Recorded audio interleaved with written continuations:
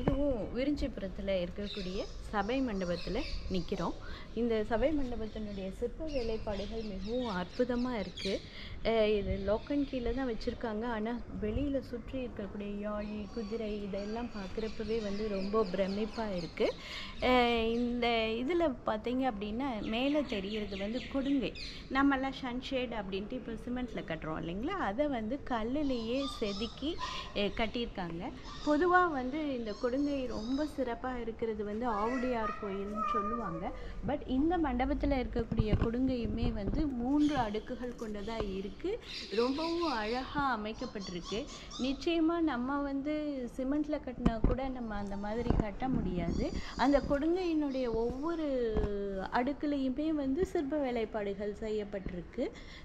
ஒரே மாதிரியாக செதுக்கப்பட்டு அழகாக அடுக்கியிருக்காங்க. ஒரு கல்லையும் இன்னொரு கல்லையும்க்குமான அந்த கேப் கூட பெரிய அளவில் இல்லாமல் செய்திருக்கிறாங்க. ஒரு ஹார்டான ஒரு விஷயத்தில் இவ்வளவு அழகாக செய்யக்கூடியதை நம்ம உண்மையாகவே ரொம்ப ரசிக்கணும்.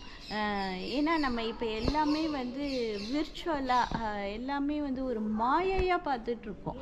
ஆனால் இந்த இடத்துல இருக்க இந்த ரியாலிட்டியை யோசிக்கிறப்போ இப்போ நம்ம இருக்கக்கூடிய தொழில்நுட்ப காலத்தை காட்டிலும் அந்த காலத்தில் அறிவு கூர்மையோடு இருந்திருக்காங்க அப்படிங்கிறத தான் இந்த சிற்ப வேலைப்பாடுகள், இந்த கொடுங்கை எல்லாமே நம்மளுக்கு சொல்லக்கூடியதாக இருக்குது.